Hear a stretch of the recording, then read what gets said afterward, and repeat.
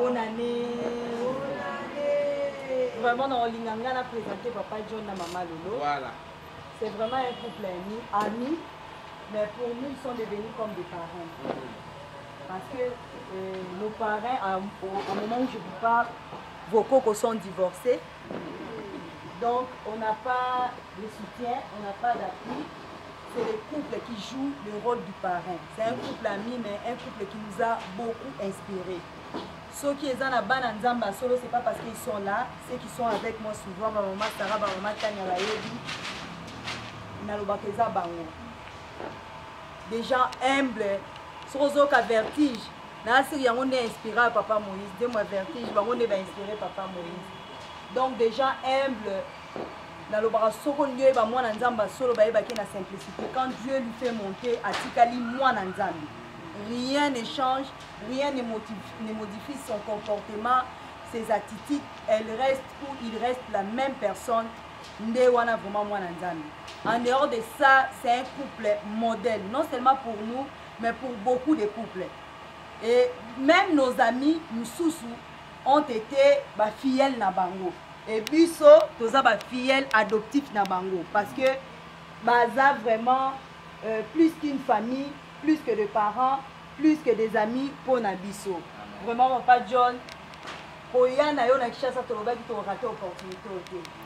C'est que nous avons toujours bénéficié, nous voulons aujourd'hui que nos enfants, ici il n'y a pas seulement nos enfants, il y a aussi nos cocos qui sont là, nos cocos, les fidèles de les fidèles, et nos yaya, les yaya des familles, les enfants. Les enfants, il y a Caro. Si vous mettez à Royoga Lelo, il y a Caro. Il y a Caro. Papa Serge, ce sont nos fidèles aînés. Et puis, peut-être présentation avec Inasima, mais où ils atteignent à Moutouya, Tolingaki, Makambo, Biso, bénéficiaire auprès à ces couples, Bino Péro bénéficier d'Ango. Pour, je l'ai toujours dit, le vrai problème dans les mariages, c'est l'homme. Le vrai problème dans les mariages, c'est l'homme. Mais quand l'homme tombe sur une bonne femme, une femme sage, il devient équilibré et cette femme peut aider comme une vraie aide son homme à devenir équilibré. Pourquoi? Parce que la société prend du temps à éduquer la femme comment être femme, épouse d'une personne. L'église prend du temps à le faire. Mais rarement on le fait, peut-être l'église le fait aussi avec l'homme. Mais rarement la famille, la société le fait avec l'homme. L'homme vient dans le mariage comme chef. Chef qui veut dire dans la tête de l'homme dictateur. C'est lui qui dicte, c'est lui qui oblige. Mais quand cet homme-là, malgré son comportement, il tombe sur une femme sage. Maman, moi si azob, mobile azob azala raté, mais moi si azob azala. Parce que la femme sage, c'est celle qui bâtit.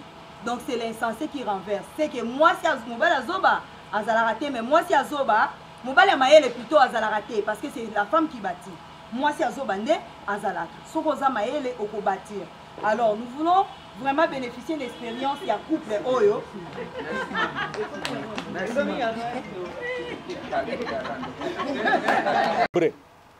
Parce que l'équilibre est aussi très important. Il y a quelqu'un qui disait que non, j'ai l'hypertension, ma femme a l'hypertension, alors la moyenne c'est bon. Non. Donc l'équilibre est très important. L'équilibre est très important. Les diables targetent ou ciblent la famille. Les diables ciblent la famille. Si on vous montre le nombre de divorces aujourd'hui dans le monde, vous serez les chiffres. Je pouvais en avoir, mais vous serez étonnés. Beaucoup de gens sont en train de divorcer. Et beaucoup sont même déjà divorcés, mais ils vivent ensemble, faisant semblant qu'ils sont ensemble alors qu'ils ont déjà divorcé. D'autres ont déjà divorcé par la bouche. D'autres ont déjà divorcé par même leur corps physique. Ils ne sont plus ensemble.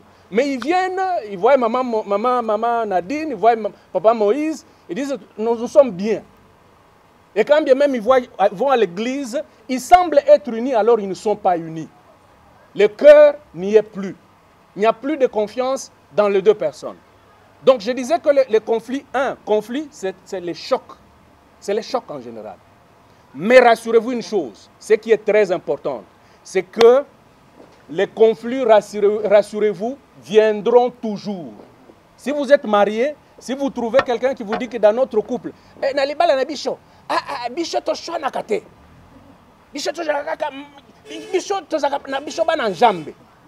y a deux choses à considérer. Soit qu'il y a un dictateur là-bas, soit que tous les deux sont des aventuriers. Ils sont en train de jouer une pièce de théâtre, ce n'est pas le mariage. Le mariage, rassurez-vous, il y aura toujours des conflits. Mais ce qui est important n'est pas la présence des conflits, mais comment vous résolvez les conflits. C'est ça qui est très important. Il y a beaucoup de raisons, beaucoup de choses qui peuvent vous provoquer des conflits. Ça, je parle de type de conflit. Je vais parler de 3 ou 4 blocs de choses qui provoquent des conflits. Premier bloc, parlons de relations avec l'extérieur. Ce n'est pas des ministres des Affaires étrangères. Hein. Relations avec l'extérieur. C'est-à-dire, relations avec les anciens amis, relations avec de nouveaux amis, relations avec le membre de famille, de 2 familles, belle famille. Ça, c'est le premier bloc. Le deuxième bloc qui monte en flèche aujourd'hui, c'est l'argent. L'argent, la gestion de l'argent. Comment l'un ou l'autre gère l'argent. Très, très, très important. L'argent. Un bloc très important. Troisième bloc important, c'est la gestion de sexe ou sexe opposé. C'est-à-dire comment l'un ou l'autre gère les personnes de sexe opposé de l'extérieur. Ça, c'est le deuxième et le troisième bloc des conflits. Et le dernier, il y en a plus. Le dernier que je vais parler, ça concerne le moi. Le moi. Le moi. C'est-à-dire l'ego, l'égoïsme. Moi, il faut que moi je puisse être visible. Même dans les couples, ça existe. Mais la Bible nous dit, si l'Éternel ne bâtit, ceux qui bâtissent travaillent en vain. Et si l'Éternel ne garde, ceux qui gardent veillent en vain. Alors, parlons un peu de premier bloc. Je n'ai pas ma chérie a retenu ça. Premier bloc, nous avons parlé de quoi? Relation avec l'extérieur. Là, c'est très, très important. Très, très capital. Vous voyez quelqu'un qui avait des amis. Il sortait, il restait, même après avoir travaillé, il restait en ville, na Banganda, tout ça, avec Ozonga peut-être 23 heures. Mais est-ce que quand on est déjà marié, est-ce qu'on doit continuer avec cette habitude? Non. Est-ce que quand on était marié, on avait des amis qui pouvaient nous donner des conseils, même des conseils dépassés? Nous prenions ça vraiment à cœur. Mais maintenant que nous sommes mariés, notre premier ami, c'est notre mari ou notre épouse. Comment nous gérons tout ça? Je n'aimerais pas ici que nous puissions mal nous comprendre en disant que Papa John a dit qu'il faut couper les relations anciennes. Non. Les relations anciennes sont très importantes aussi. Et surtout, je vais vous dire ceci. Si vous avez des gens qui connaissent Jésus, il faut vraiment les aider à rester avec vous et à mûrir votre relation. Ceux qui ne connaissent pas Jésus, le conseil que je vous donne, c'est de les aider à venir au Seigneur et se convertir. Je ne parle pas de couper les relations, mais je parle de comment reclassifier les relations. Reclassifier. Quand Dieu a créé Adam et Ève, il a créé d'abord Adam et Dieu a dit ceci. Il a pris, Adam, il a fait endormir, il a pris la côte, il a fabriqué Ève. Et voilà ce que Dieu va faire. Au lieu de dire à Adam, bon, voilà, ceci c'est la femme que j'ai faite pour toi. Non, il va lui dire, non, la Bible dit, il prend Adam, il présente Ève devant elle pour que Ève puisse nommer. Mais avant cela, Adam a nommé d'abord toutes les bêtes du jardin. Chaque bête, il donnait le nom. Ça, c'est un singe. Ça, c'est le macaque. Ça, c'est le sanglier. Ça, c'est ceci, c'est là. Mais admettons qu'à cette époque-là, si Adam avait fait... Quelqu'un disait que si vous épousez, si vous allez prendre une païenne comme épouse, vous prenez un païen comme époux, vous aurez le diable comme beau-père. Et c'est la même chose, en réalité. Et donc, l'exercice que Dieu a demandé à Ève, c'est de reclassifier. Il ne lui a pas dit chasse les singes, chasse Adam, chasse les sangliers, chasse toutes ces choses. Non, chaque chose a sa place. Alléluia. Chaque chose a sa place. Les anciens amis, là, il faut les étudier et les classer quelque part. Si c'est un ami qui a une mauvaise habitude, on n'a pas dit qu'il faut le chasser. Mais il faut le reclassifier quelque part. Il y a des choses que tu peux lui dire, il y a des choses que tu ne peux pas lui dire. Des choses de la famille. Vous êtes mariés. Mais quelqu'un qui vient, qui commence à vous poser des choses même intimes. Ah, mais yo, mobile na yo ndengini, yo lisolo na yo te. Non. Il faut classifier cette personne. Si tu le mets quelque part, tu l'as classifié, cette personne, je vais rester avec elle comme ça, mais je ne peux pas lui dire telle autre chose. Ça, c'est la reclassification. Donc, les autres relations, il faut les reclassifier.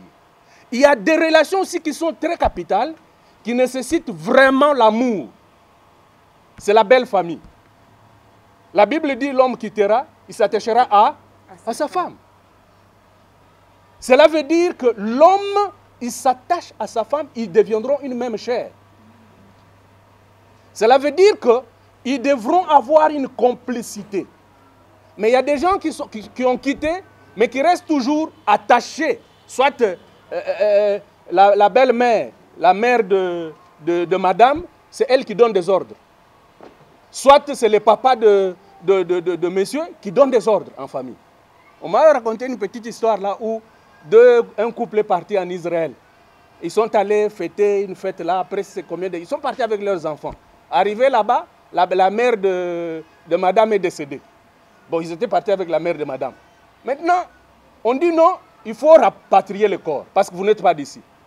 Et le mari va demander les frais. On lui dit, mais ça coûte à peu près 20 000 $. On va faire tout ici pour enterrer votre belle-mère ici. Alors, si tu veux aussi, 50 000 $, on va rapatrier le corps là-bas. Le monsieur réfléchit, il va dire, mais non, j'opte pour 50 000 $. On lui pose la question, mais comment? Mais toi, 20 000 $, c'est peu. Tu aurais dû payer 20 000 $, on enterre ta belle-mère ici. Mais pourquoi tu choisis de payer beaucoup d'argent pour... Non, non, non, non, non, non, non. Non, j'ai appris que chez vous ici, des fois, les gens ressuscitent après 3 jours. Hein. Moi, je préfère aller enterrer ma belle-mère là-bas pour me rassurer qu'elle ne va pas se réveiller. Vous comprenez, n'est-ce pas? Donc, cela veut dire qu'il avait une autre attitude vis-à-vis de sa belle-mère. Vis-à-vis de sa belle-mère. Alors qu'on a dit, honore ton père et ta mère. Honore ton père et ta mère. Bien-aimé, ça c'est le seul principe qui a une bénédiction attachée à ça. Ton père et ta mère, même ta belle-mère est aussi au même niveau. Parce que vous êtes déjà une même chair, n'est-ce pas? Si elle n'honore pas ma mère, elle est frappée par cette même loi. Si moi je n'honore pas sa mère, je suis frappé par la même loi. Mais même là, nous devons reclassifier. Est-ce que ce que ma mère me dit, je dois nécessairement, si ma mère est vraiment, elle est vraiment une prophétesse, c'est vraiment une servante de Dieu. Si elle me dit des choses, je prie. Si elle me dit que ça, c'est le Seigneur qui m'a dit, là je vais exécuter. Mais si je prends que les conseils qu'elle m'a donnés, c'est un bon conseil, tout ça, j'applique. Mais si je trouve que non, ça, ce n'est pas un bon conseil, je ne vais pas appliquer parce que je sais que nous sommes déjà une même chair. Alléluia. Amen. C'est la reclassification aussi. Très, très important. Très, très capital. Si nous ne respectons pas le beau-parent, nous avons des problèmes. Mais le respect ne veut pas dire obéir à des commandements méchants, mauvais. Ça, il faut tenir compte de ça. Nous devons prier pour eux, nous devons les aider, nous devons les encourager à rester à un niveau très élevé. Mais nous devons tirer attention à protéger ce que Dieu nous a donné. Parce que c'est Dieu qui est derrière toutes ces choses. Moi, je suis en train de jouer dans une pièce de théâtre avec elle.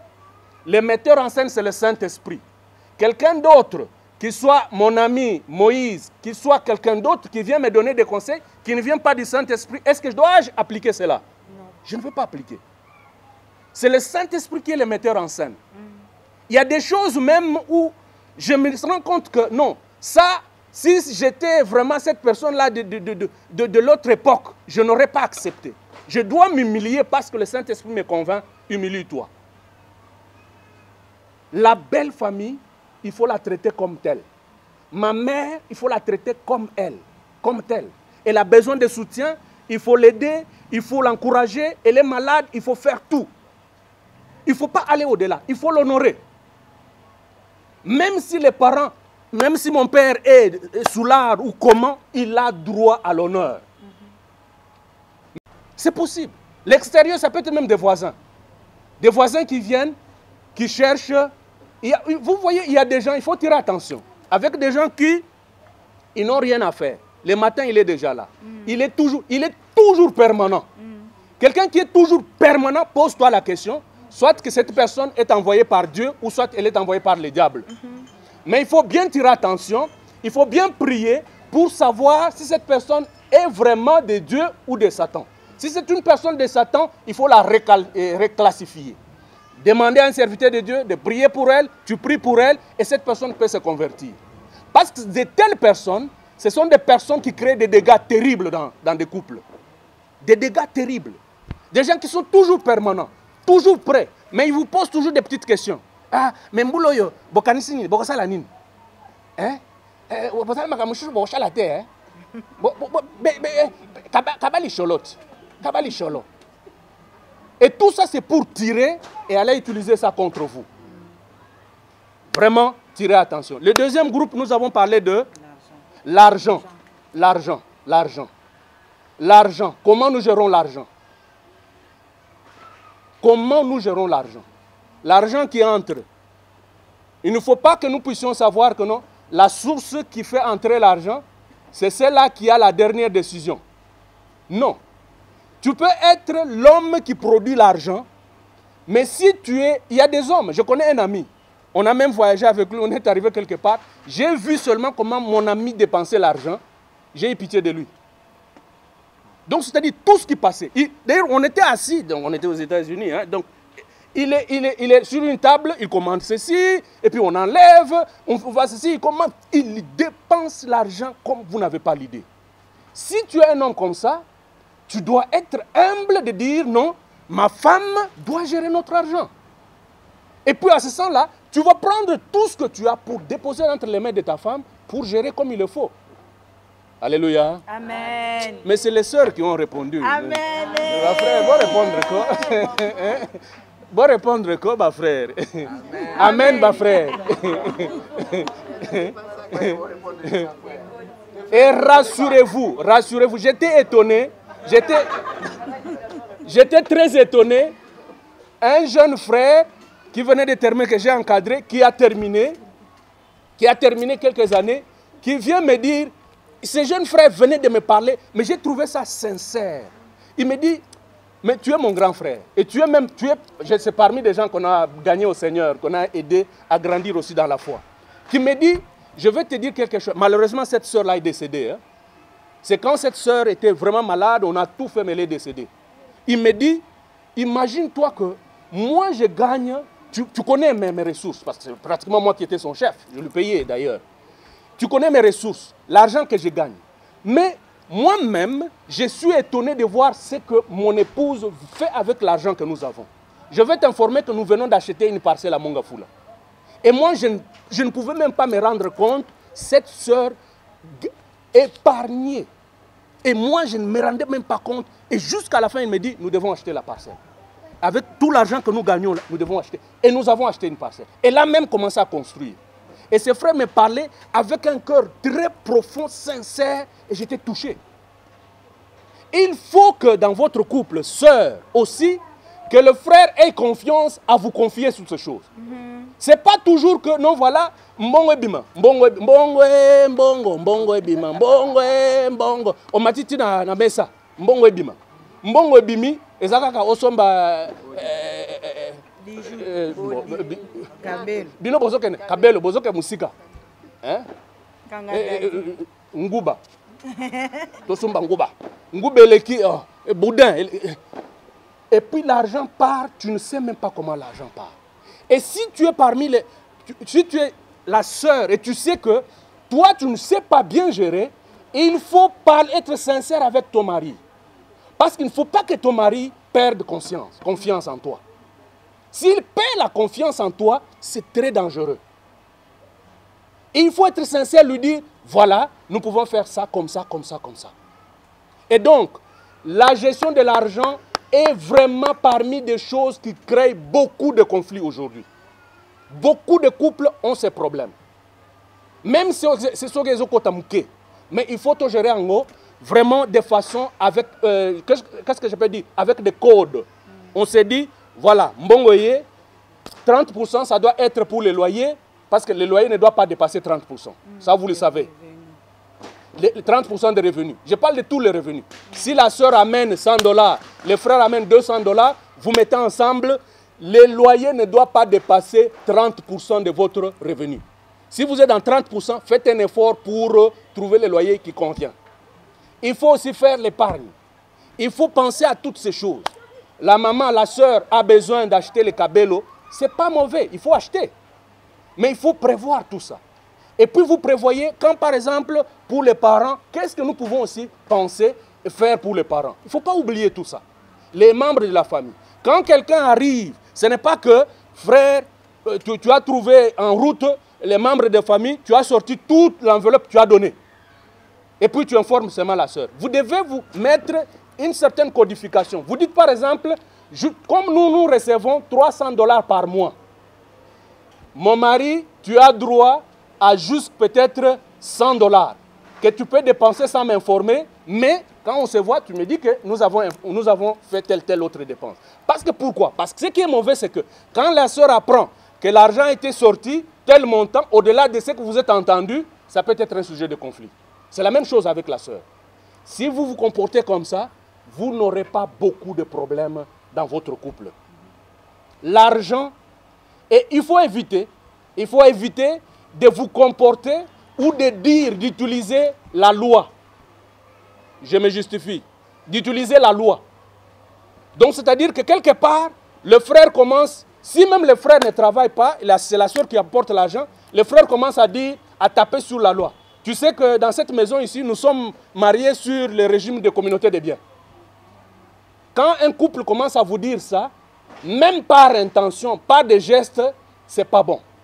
C'est qu'il y a quelque chose qui ne marche pas. Il faut résoudre cela. Avant-dernier, c'était relation, gestion du sexe ou de personnes extérieures, opposées. Ça, c'est clair. La Bible dit que le mariage soit honoré de tous. Et le lit conjugal soit exemple de toute souillure. Le lit conjugal, sœur, tu as toujours le lit conjugal là où tu es. Sur ta tête. Tu circules avec ça. Frère, quand tu marches, tu as le lit conjugal sur ta tête. Partout où tu es. Partout. Et le lit conjugal n'est pas seulement, non, frère, sœur, il y a chambre ou bien il y a hôtel. Non, ce n'est pas ça. Comment tu marches, tu circules? Comment tu traites les autres personnes de sexe opposé?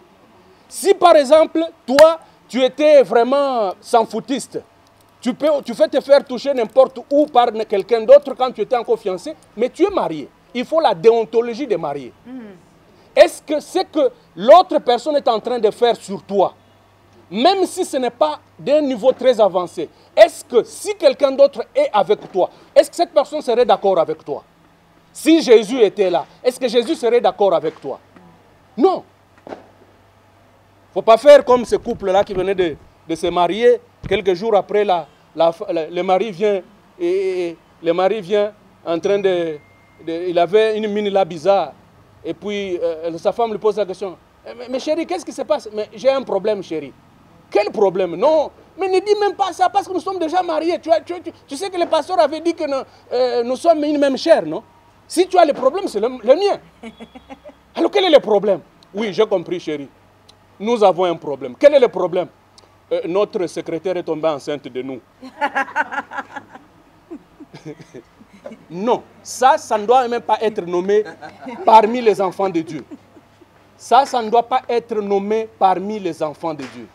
Je répète, ça c'est très important, bien-aimé de Dieu, ta façon de collaborer avec les autres personnes. Si ton mari, je ne veux pas poser cette question ici, parmi nous tous ici, parmi nous tous, tels que nous sommes ici, qui est celui dont sa femme connaît les codes de son WhatsApp et puis de Facebook? Ne répondez pas, ne répondez pas. Likambo. Ne répondez pas. Likambo, papa. Le mari connaît... téléphone même, papa John. Voilà. Les codes de WhatsApp, les codes de Facebook. Aujourd'hui, c'est les codes de téléphone. C'est les faciales. Oui. Voilà. Il y a... Voilà. Ah ben c'est ça, ma soeur. J'avais aussi vu cette blague-là. C'est-à-dire que les téléphones de compagnons, c'est comme les ail, non, les oignons. Quand tu ouvres, tu commences à pleurer toi-même. Si ça devient le niveau des ail, tu ouvres, vraiment tu pleures de toi-même. Ça, c'est très important. Toutes ces choses sont très capitales. Et ça détermine même votre bénédiction. Amen. Amen. Ça détermine votre bénédiction. Ça détermine votre bénédiction.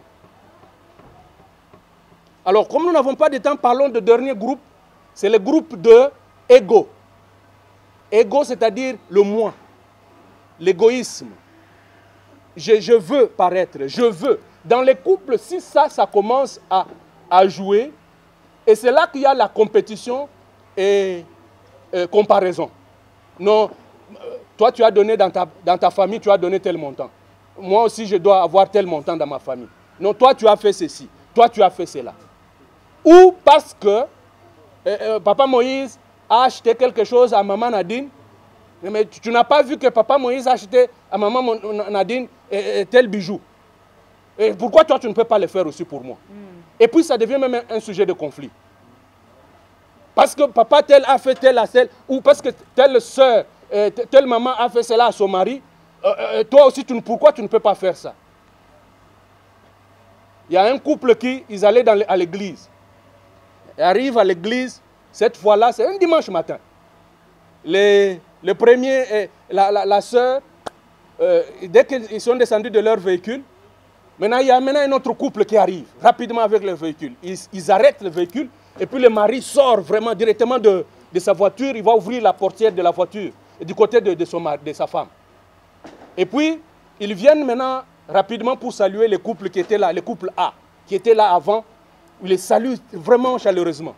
Maintenant, la femme du couple A dit au couple B, et le mari du couple B, qui venait de les saluer, qui venait d'arriver, il dit, mais mon frère, toi-même, tu ne peux même pas aussi enseigner ou donner l'exemple à ton frère ici.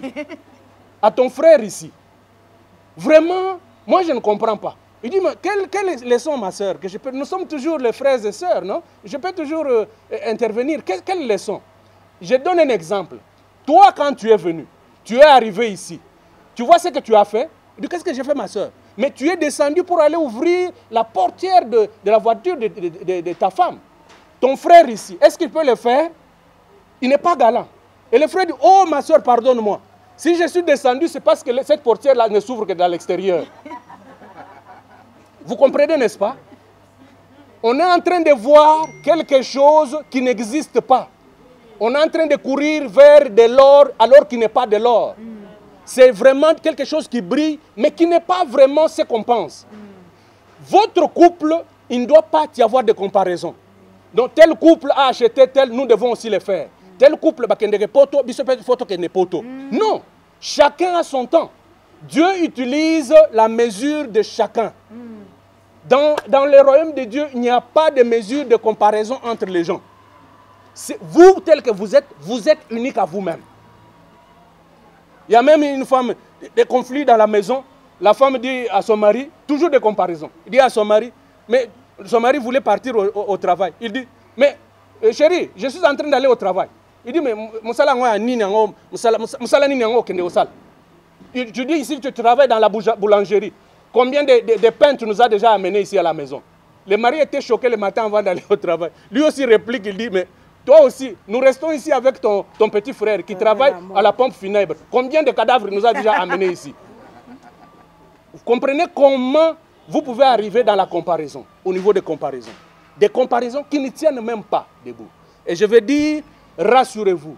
Un couple à côté de vous, on a fait de bonnes choses, rassurez-vous, bénissez le Seigneur. Attendez votre temps qui arrive. Amen. Il faut attendre votre temps qui est en train d'arriver. Il ne faut pas penser à d'autres personnes. Alors, comment alors on peut résoudre les conflits rapidement? Rapidement, comment on résout les conflits? Là, on va peut-être... il y a à peu près un certain nombre de stratégies ou de tactiques qu'on peut faire. Il y a un certain nombre de choses qui ne doivent pas être faites. Premièrement, des mauvaises manières de résoudre le conflit. Il y a par exemple la femme qui dit, ou l'homme qui dit, non, n'en parlons pas. Tikakaka, tikakaka. N'en parlons pas. Si vous n'en parlez pas, c'est comme l'abcès que vous êtes en train de mettre toujours de l'huile, mais qui est en train de pourrir. Nous en parlerons plus tard. C'est une façon de dire aussi. Ou, quoi que nous fassions, nous ne trouverons pas de solution à ces conflits. Alors pourquoi essayer? Donc les couples peuvent dire ça. Donc si ça continue, alors autant nous séparer. La Bible dit ceci: malheur à l'homme qui prend des décisions sacrées et qui réfléchit après. Le mariage, c'est aussi quelque chose de sacré. Il ne faut même pas parler de nous séparer. Alors, ce qu'il ne faut pas aussi faire dans le règlement des conflits, n'attendez pas que votre époux ou votre épouse demande pardon. Ça, c'est très important. Donc, le mari attend que la femme vienne toujours demander pardon. S'il vous plaît, si vous êtes convaincu, rassurez-vous, par moment, ce n'est pas toujours la personne qui est lésée qui est obligée de demander pardon. Même si c'est vous qui doit nécessiter de demander qu'on vienne lui demander pardon. Même si vous êtes lésé, si le Saint-Esprit vous touche, il faut y aller. Mais par moment, il peut arriver que la personne vient demander pardon, l'autre vient dire non, ton pardon là, tu viens te moquer de moi. Ça aussi, il faut éviter. Dès que quelqu'un vient te demander pardon, ouvre ton cœur, accepte, résous le problème. Non, c'est toujours la même chose. J'ai déjà parlé, je suis déjà même fatigué.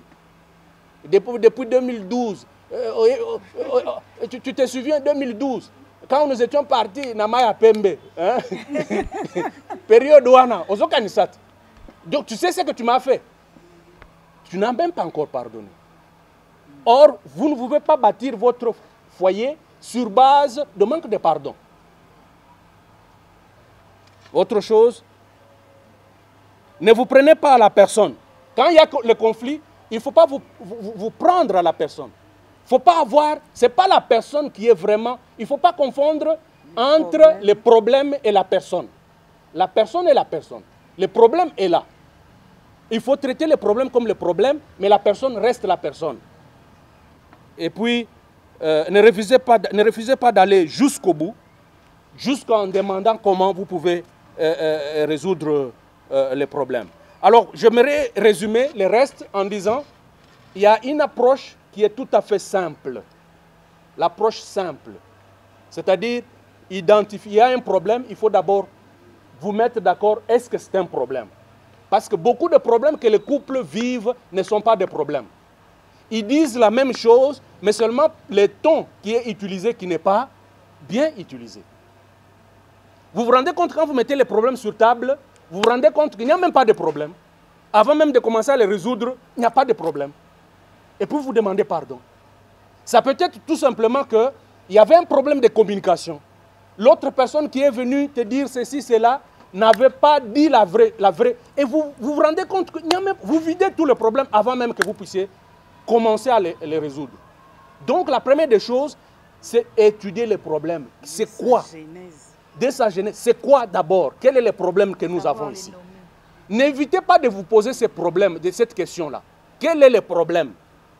Et quand vous posez cette question, vous allez vous rendre compte que par moment, il n'y a même pas de problème. Et vous vous arrêtez seulement là. Alors, si vous identifiez le problème, maintenant vous pouvez faire une liste des solutions possibles. Des solutions. Vous les faites ensemble. C'est très important. Vous les faites 1, 2, 3, 4, 5 solutions. Et vous prioritisez. Vous mettez la première solution. Il y a des solutions qui, quand vous la mettez en œuvre, elle résout peut-être 80% des problèmes. Vous prioritisez, vous mettez en œuvre, et il faut toujours avoir le temps de revoir, revenir pour voir si ce problème a été résolu ou pas. Et comment nous l'avons résolu et comment nous pouvons avancer. Et donc, voilà un peu, peut-être que, chérie, tu as quelque chose à ajouter aussi. C'est qu'il faut dire, même l'astuce que nous avons donnée, il y a beaucoup de choses que nous pouvons dire. Ce n'est pas que c'est automatique, mais ce n'est pas aussi que c'est vraiment... La réalité, c'est que tu vas te rendre compte que le lundi, vous avez des problèmes, ça arrive jusqu'au vendredi, vous ne parvenez pas à résoudre ça. Ça peut arriver même que la première personne tente et ça crée encore beaucoup d'autres problèmes. Donc vous tentez, ça crée encore beaucoup d'autres problèmes.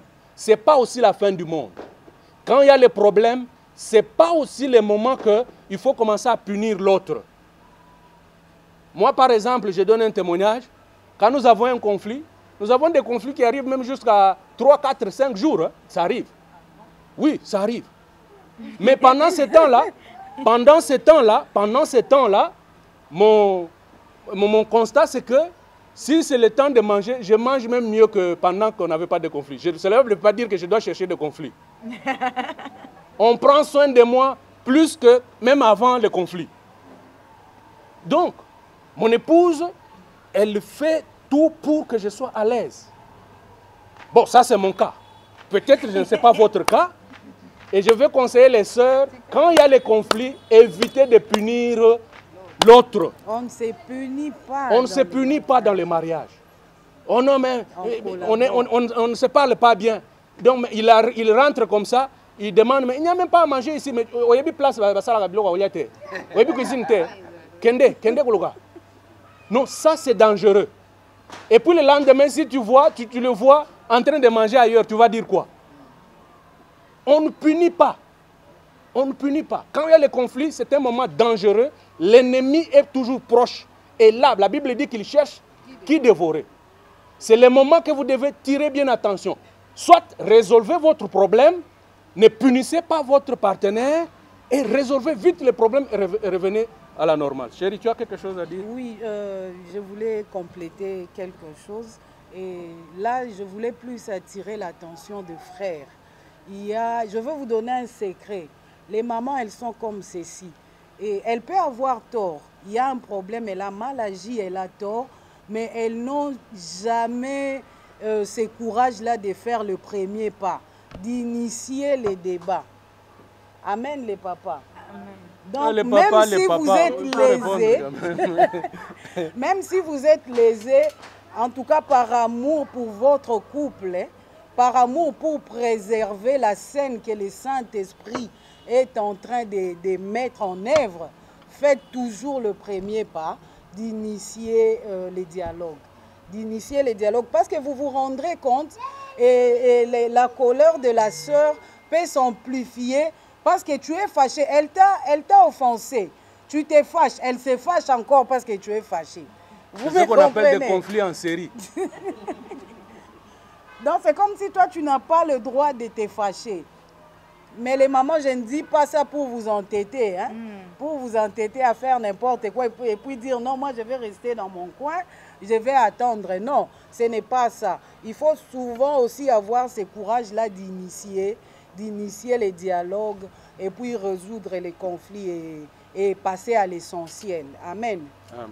Parce que quand on maintient, on garde quelque chose qui nous dérange, qui nous met mal à l'aise, nous sommes en fait en réalité en train de se détruire. Et quelqu'un était en train de me dire que la colère, c'est une punition qu'on se donne pour le forfait commis par quelqu'un d'autre. Quelqu'un d'autre a fait quelque chose de mauvais, mais toi tu t'es puni. Quand tu es en colère, là, tu es en train de te punir. Tu es en train de te punir parce que tu peux avoir des maladies, tu peux avoir beaucoup d'autres choses. On a dit au début ici, le problème, avoir des conflits, ce n'est pas ça le problème, mais comment vous procédez pour le résoudre. C'est ce qui est très important. Amen. Parce que les conflits, il y en aura, il y en aura, il y en aura toujours. Tant qu'on vit, tant qu'on on a encore le souffle, on aura toujours des conflits. Alors, cherchons à bien résoudre nos conflits pour passer à l'essentiel et puis garder l'harmonie de nos couples et puis la stabilité de nos couples. Très bien. Merci. Je ne sais pas s'il y a deux questions, quelques questions si possible, une ou deux, sinon on va prier. Oui.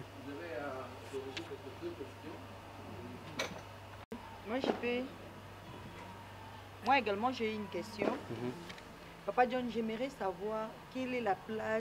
Si il arrivait qu'on ne se met pas d'accord et que chacun garde son point de vue et on cherche à résoudre, mais ça ne marche pas.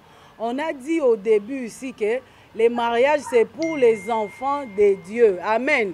Les mariages, c'est pour les enfants de Dieu, ce n'est pas pour les païens. Si il arrivait que vous tombez dans un cas pareil, ne vous découragez pas. Arrêtez. Arrêtez pour ces jours-là. Priez, faites confiance au Seigneur et puis revenez encore. Amen.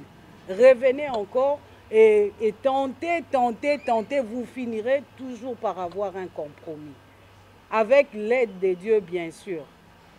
Souvent, ce n'est pas facile quand on est fâché, on a des conflits et prier. Et je vous donnerai notre exemple.